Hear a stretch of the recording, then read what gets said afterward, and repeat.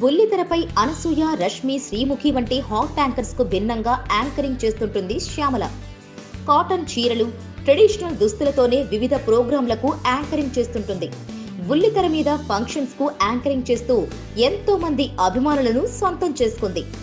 తాజాగా ఓ చీటింగ్ మ్యాటర్లో దొరికిపోయింది. ఈ విషయాన్ని తానే స్వయంగా ఒప్పుకుంది. చీటింగ్ అంటే నిజమైన చీటింగ్ అని భ్రమపడిపోవద్దు.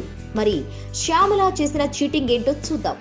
మొదట్లో తెలుగు టీచర్ అవుదామనుకున్న శ్యామల వంటల ప్రోగ్రాంతో పాపులర్ అయింది. దాదాపు 5 ఏళ్ల పాటు వంటల ప్రోగ్రామ్స్ కు యాంకరింగ్ చేసిందట. అయితే ఆ ప్రోగ్రాం చివరన టేస్ట్ చేసి ఎలా ఉందో చెప్పే విషయంలో మాత్రం శ్యామల మోసం చేసేదట.